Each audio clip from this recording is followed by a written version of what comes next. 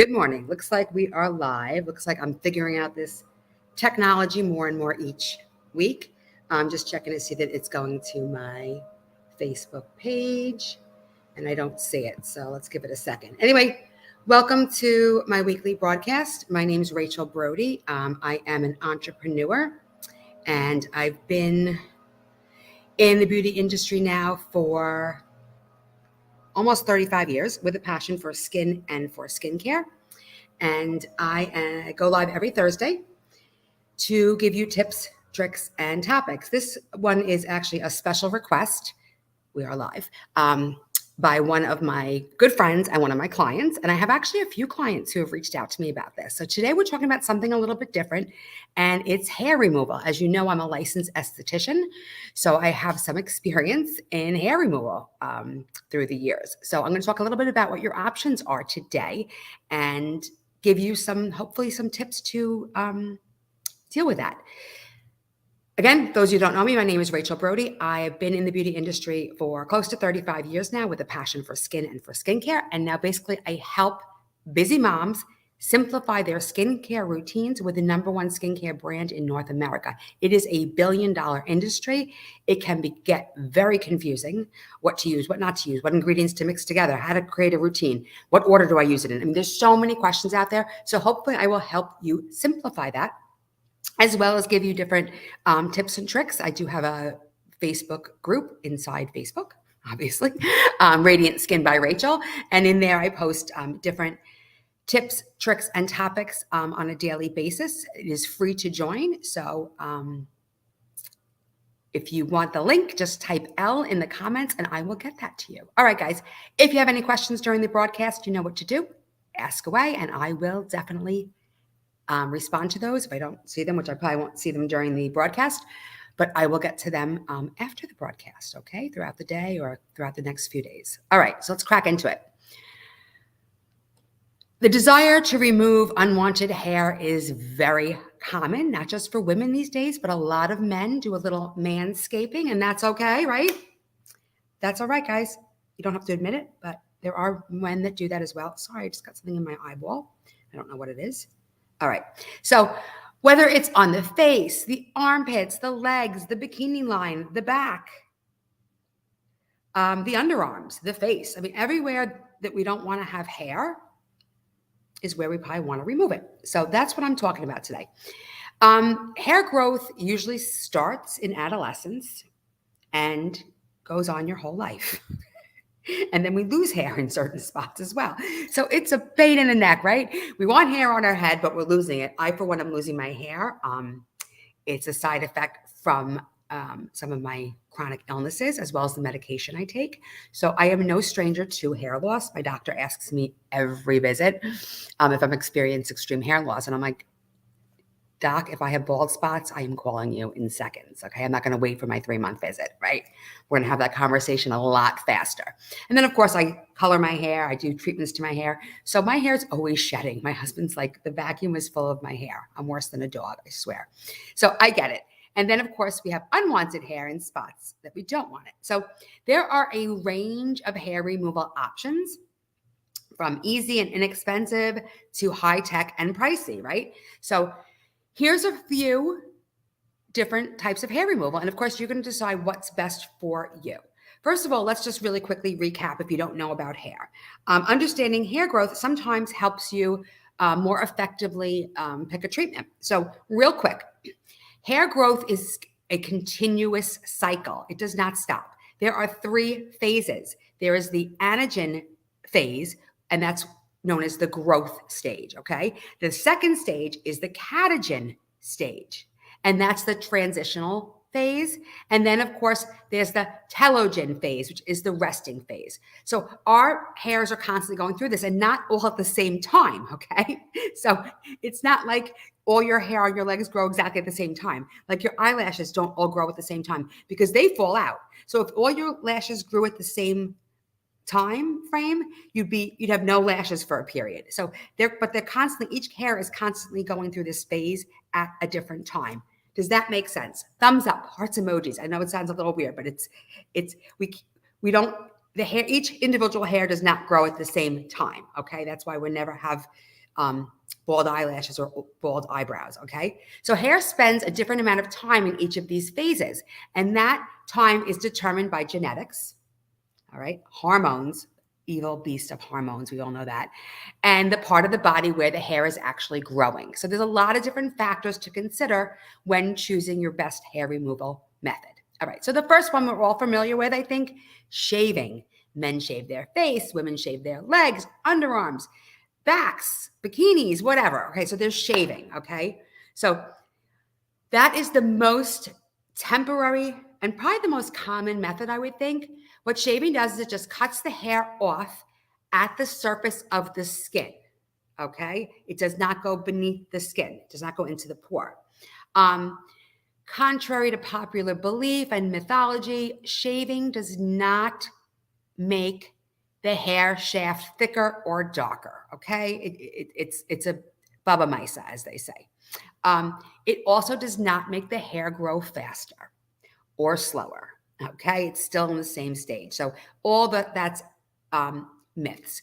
However, what it does do, it cuts the hair at a blunt tip rather than a natural tapered tip.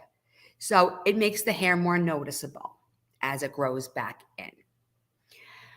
My best recommendation, if you are going to shave, is to prep the skin by using a gentle exfoliator. I love my Microdermabrasion paste. What that is going to do, it's going to get rid of the dead skin cells, make that hair stand up straight so you can get a closer shave. You could use a shaving cream, or like me, I prefer to use hair conditioner. Okay, I find it more soothing. I use a clean razor. I rinse it off after every swipe. I rinse, swipe, rinse with warm water. Then, of course, after I finish shaving, I rinse my leg with warm water. And then you always, always, always want to use a hydrating moisturizer afterwards. I love my active hydration body moisturizer. Okay, so that's my tips there. Shaving. Simple, inexpensive, fast, easy. For the best shave, exfoliate first, and then, of course, use some kind of hair conditioner or use some kind of shave cream, and then moisturize afterwards. Okay, those are the 3 tips I got for you. All right, then there's bleaching. Okay, bleaching isn't technically hair removal, but I still wanted to bring it up. And it is a way to make the hair less noticeable. It is especially useful method for parts of the body that have thin but dark noticeable hair, like the arms, maybe you have hair on your arms. I don't. Maybe your upper lip for women, maybe your neck area, maybe your sideburns. You have maybe, soft hair in here you want to bleach out.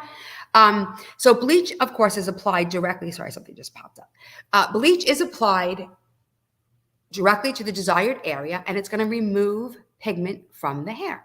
Okay. The most common one I know out there is like the Sally Hansen cream hair bleach. You can get it in the drugstore. They come in kits. It's quick, it's fairly gentle, and it's effective for lightening the hair. So that's number 2, bleaching. Okay, then we're going to get into physical methods of hair removal. And what I mean by physical methods is you're actually pulling, yanking, whatever you want to call it, the hair out of its follicle. Okay, it's very common. It's not super expensive. And it's an efficient way to remove hair. Physical removal makes hair take longer to grow back because what you're doing is you are pulling it out from the root. Where when you're shaving, it's sitting at the root. Does that make sense? Thumbs up, hearts emojis. Additionally, if you're repeatedly pulling the hair follicle out, it can cause enough damage to keep the hair from growing back. Okay? I've waxed my legs. I'm going to get a little personal here. I waxed my legs for years, and I actually have bald spots on my legs from waxing. So over time, you will see that. So anyway, so of course there's waxing.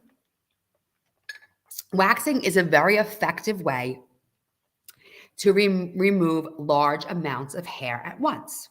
Okay. Wax is warmed up. Hopefully it's not too hot where it doesn't burn you. It's just to be warm. Okay. I know people that have gotten burned with too hot wax, and I'll talk about that in a second. I actually have a client who recently reached out about that, that had some burn from wax. So we talked about how to heal that faster, which I'll give you those tips during this broadcast. All right. So waxing is an effective way to remove large amounts of hair at once. Wax is warmed up and then spread over the skin in the direction of the hair growth, okay, in a very thin layer. And then we put like what they call a muslin strip on top of it. You gently smooth it. And then you are going to quickly pull back parallel to the skin, and you will see all this lovely hair on the muslin strip, okay? It's quick. It's fairly painless, okay? But again, you want to be sure that the wax is not too hot. Now, some of the possible side effects include a little pain, maybe some red bumps. Some people get infections or discoloration, ingrown hairs, or torn skin. So be sure you're going to a reputable professional, all right? Reputable professional, maybe by recommendation, because you don't want to get infections. You don't want to get red bumps. I always get ingrown hairs. So I've pretty much stopped waxing because I always get ingrown hairs, especially in my personal areas. So I just barely wax anymore. I'm lucky that I'm fairly hairless. So waxing is not for me because of the ingrown hairs that I get that are excruciating. Again, here's some tips that work for a lot of people.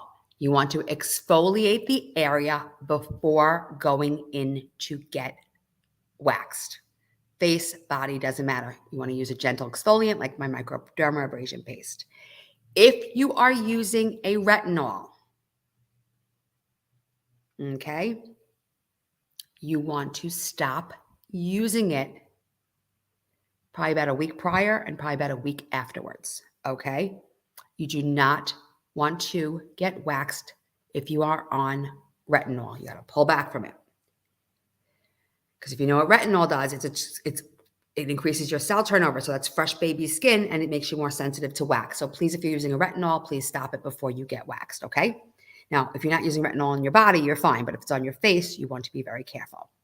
Now, if you get burned, it hurts. I will admit it.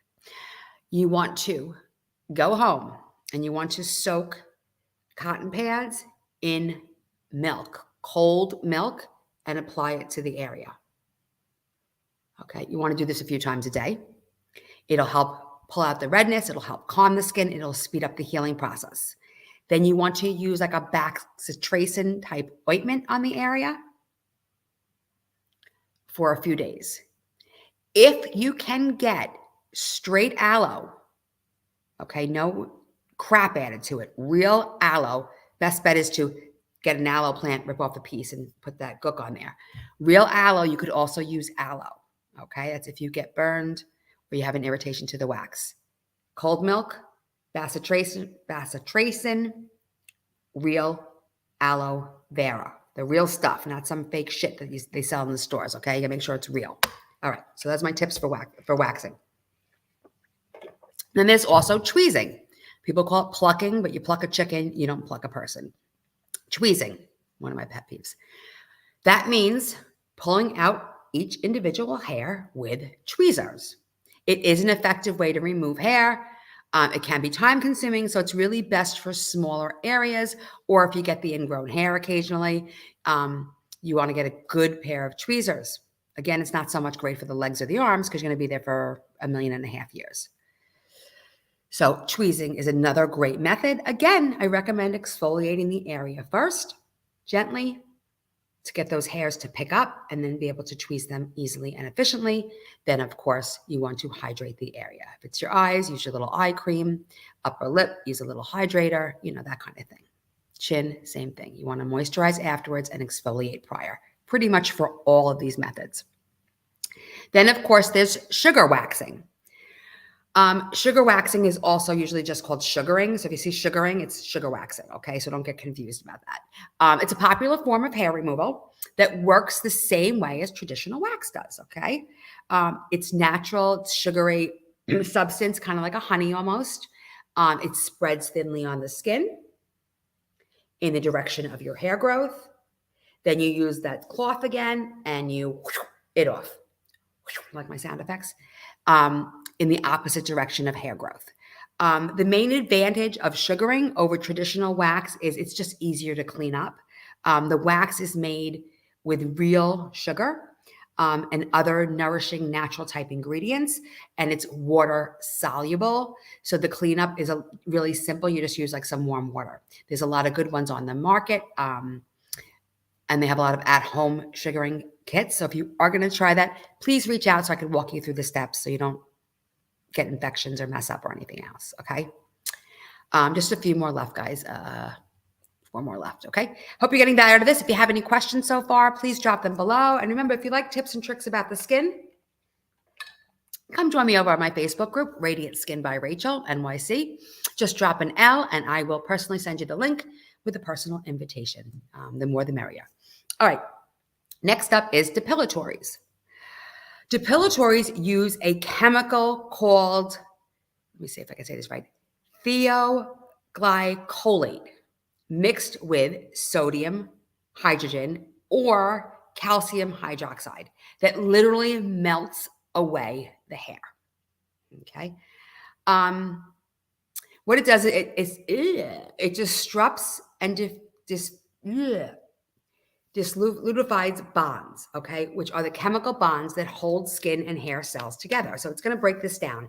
It's very effective, but it can also be extremely irritating on the skin because you're putting chemicals that can melt away your skin cells. Okay, it is a chemical. A depilatory is applied to the area where there's unwanted hair and left on for about 5 to 15 minutes, depending on your hair. During that time, the chemical is actually dissolving the hair and creates like a jelly-like substance that is wiped and washed off after the certain said amount of time. Because they are abrasive, I highly recommend, if you are going to get this done or do it on yourself, to test a small patch of skin. You want to do what they call a 48-hour patch test prior to doing this, okay? Usually patch tests are done on the inside of the arm. You leave the product on, very common with hair color and stuff. You leave the product on that area and you cover it for 48 hours. It could also be done behind the ear. You could just Google patch tests or reach out if you're curious about a patch test. Of course, after you do this procedure, you want to apply a hydrocortisone cream to the area to help relieve or avoid the irritation. But remember, guys, 24-hour patch test, huge, huge. Thumbs up, hearts, emojis that you're with me. Threading. All right, so then there's threading, which is really becoming more and more popular. At least in my area it is. I don't know about you. But threading is a form of hair removal, excuse me, most often used to shape eyebrows.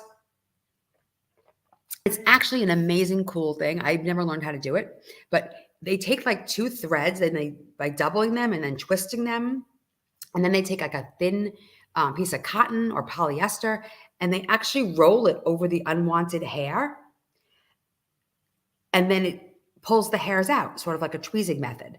And it's done at the follicle level. However, unlike tweezing, where you're removing one single hair at a time, they are pulling out multiple hairs at a time. Very cool.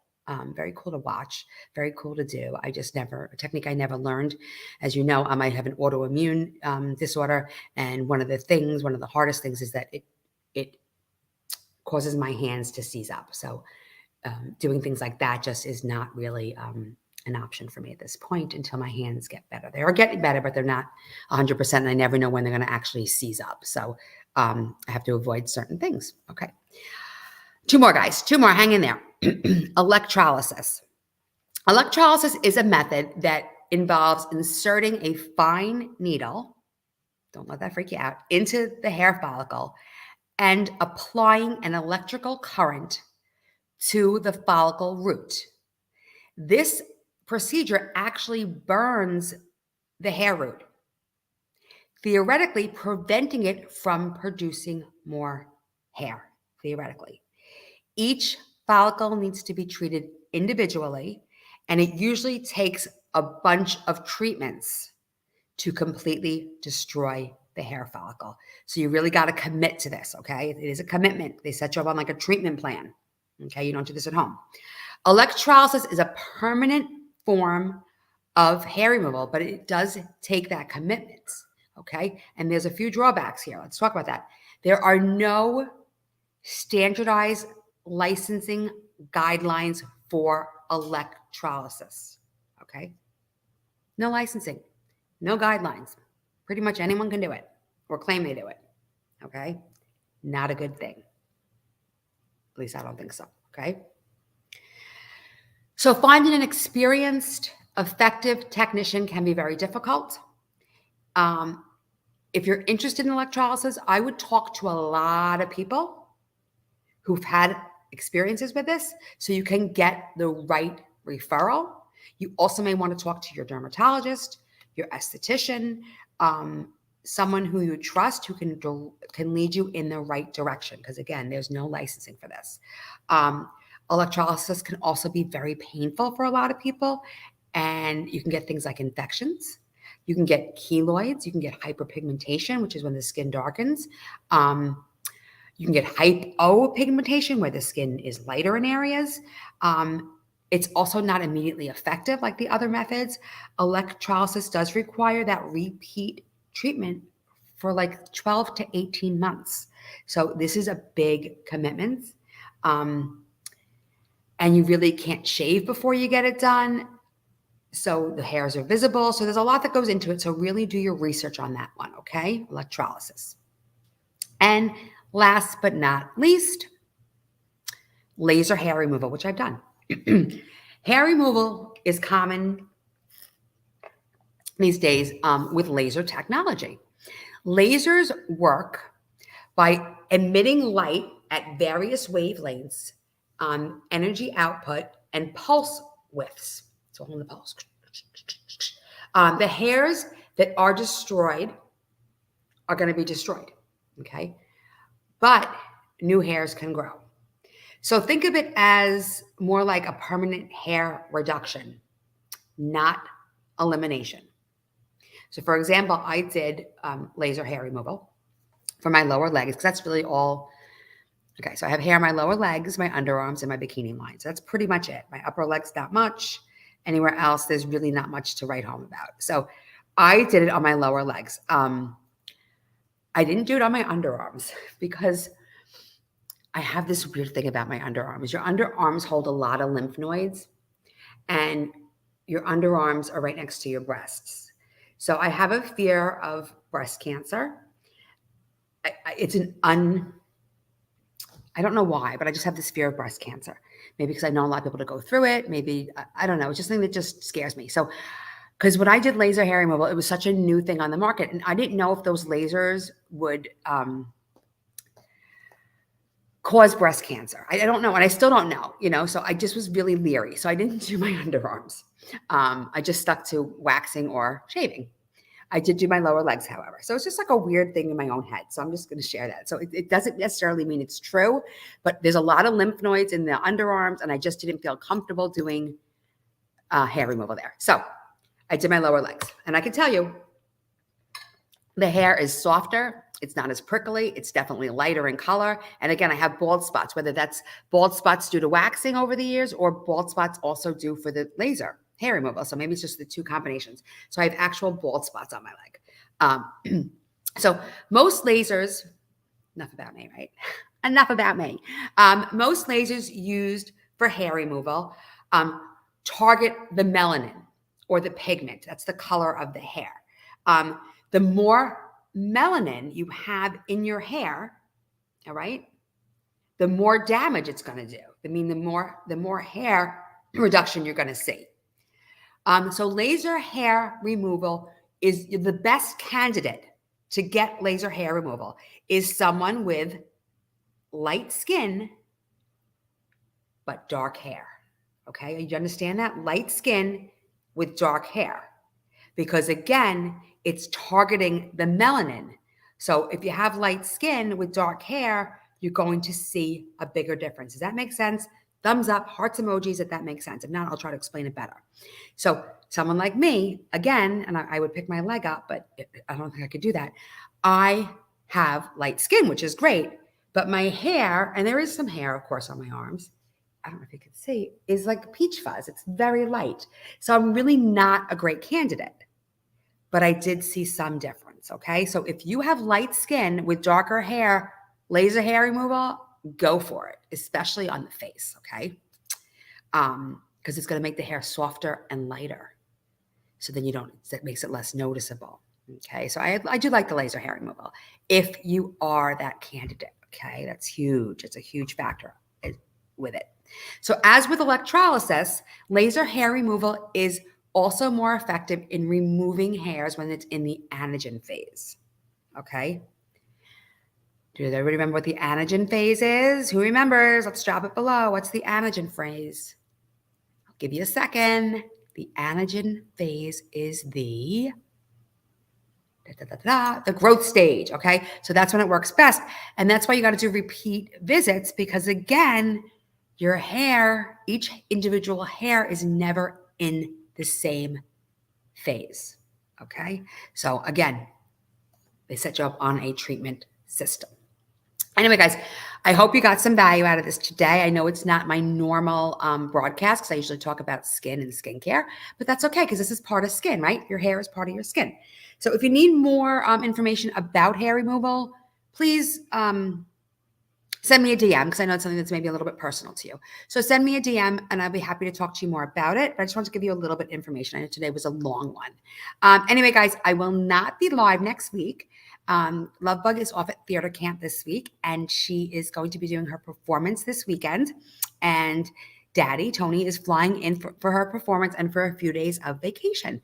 So he's flying in Saturday, and he'll be here to the following week. So I will not be live next week because we're going to be doing a lot of fun family things because she's at a camp and still has a few more weeks left of summer with both mom and dad. So I will not be live next week, but I will be live on the 18th and the 25th.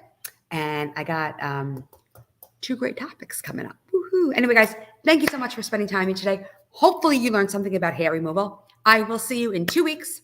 Have a great one. Enjoy your summer. Stay hydrated. Keep your skin hydrated. Remember all my tips for the sun. So please take care of you, your skin, and your health. And I will talk to you guys in 2 weeks. In the meantime, if you need a consultation, you need to reach out about anything, you have any questions, please do not hesitate. I'm always available. My business never closes. That's the beauty of working from home. I'm always working, or I'm working when I want to. All right. Ciao for now. I will see you guys in 2 weeks. Enjoy, enjoy, enjoy.